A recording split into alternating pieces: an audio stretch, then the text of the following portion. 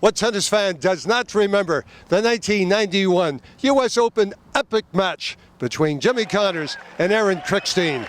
Well, here we are at St. Andrews Country Club with a rematch today. Stay with us for the exciting coverage.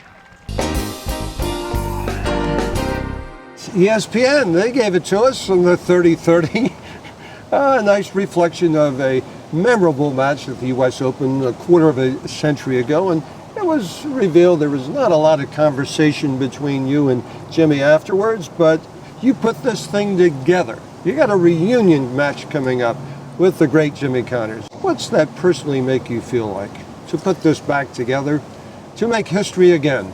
I think it's amazing, really, when you think about that match and that loss. It was devastating at the time for me to lose that match, being a fourth round of the U.S. Open with an opportunity to get through further, and a tournament that I love to compete at. I didn't think at the time that it was ever going to be as famous as it did, that match. I mean, I knew it was a tough loss, and it was on his birthday, and it was Jimmy Connors, and it was on Labor Day, and all the things lined up. But of course, I didn't know that I'd be hearing about it for 25 years, and every rain delay they would be showing it more than any match in That's history. When you pray for sunny 2 weeks at the Open, don't you? I did for a while, but then I became to kind of accept it and actually like it, knowing that people who didn't watch me play, and I could show my kids as well.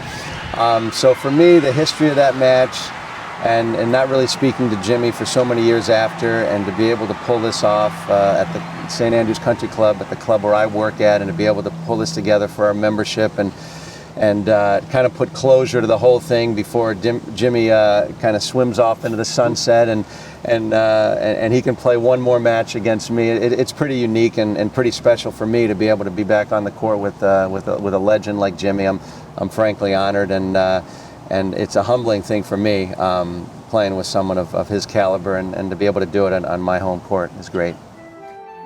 This esoteric South Florida gem, offering distinguished Emerald Club of the World eminence, upscale luxury homes, world-class golf and tennis, award-winning dining, aquatic center, state-of-the-art fitness center, and full-service spa, was going to be the setting of a tennis history-making day.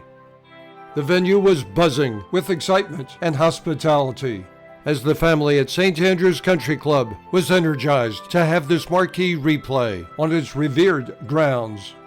Family continued to be the theme as Aaron's daughter Jade opened the sporting extravaganza, singing the national anthem.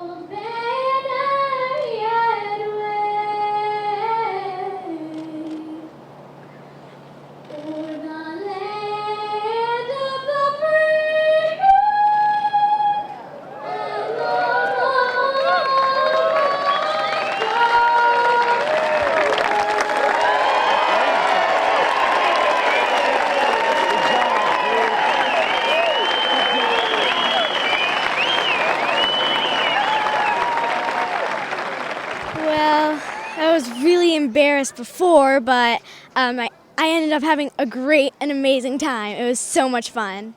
It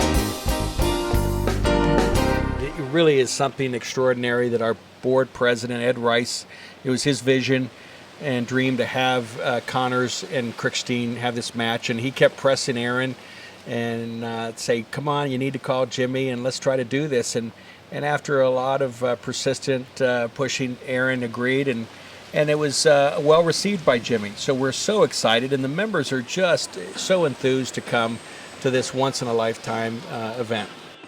I think truly I get too much credit. I really do. I think really the credit, I came up with the concept, I came up with the idea, went to Aaron, and Aaron ran with it.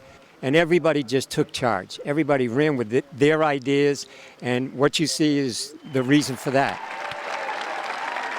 We've been excited for weeks, actually, since it was announced that Jimmy Connors was coming to play here, that Aaron pulled it off with Ed Rice's direction to have Aaron contact Jimmy Connors. It's really great. We've been so excited. Jimmy Arias, you played both of these guys, Krickstein, Connors. What do you enjoy most about when you were playing Connors? Not much, to tell you the truth, when I played Connors. It was difficult because what people don't realize is he hit the ball so low that I remember the first time I played him, I was 17, U.S. Open, night match, third round. We go walking on the court together. Who worked the crowd more, you or he? Well, I mean, everyone loved him already. No one knew who I was at that stage, really. That never stopped you, Arias? It did not stop me there. As soon as we walked on the court, I'll tell you, the crowd starts immediately screaming because you walk. In those days, we walked out together. It wasn't such a big one guy walks out to applause, another guy walks out. We both just walk on the court. I'm behind him, and the crowd starts yelling, "Come on, Jimmy! Come on, Jimmy!" And I knew it wasn't for me, but I'm saying, "Okay, I'll try." And the crowd actually started yelling, "Not you!"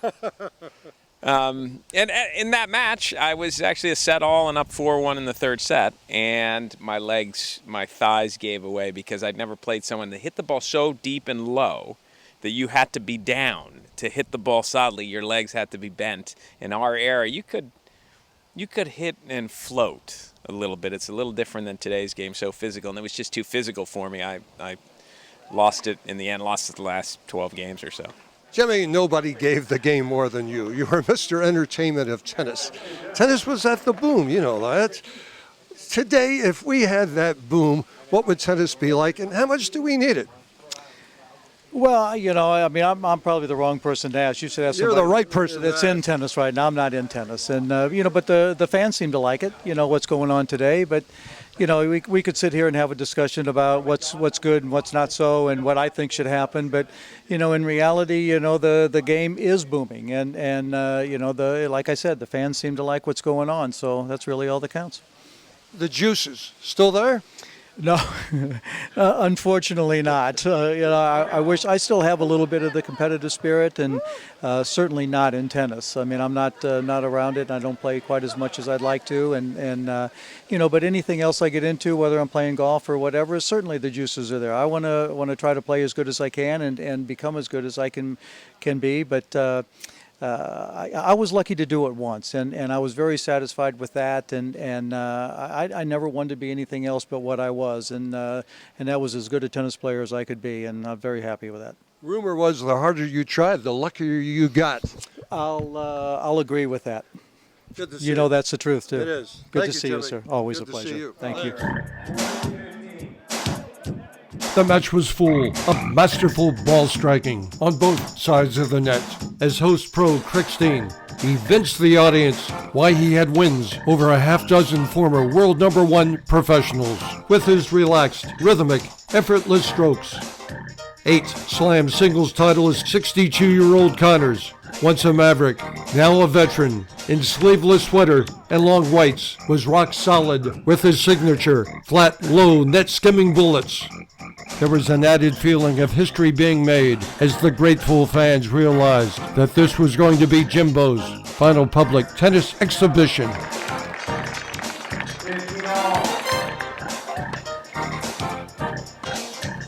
Krickstein recorded a well-earned 8-5 victory on the last page of his celebrated chronicle.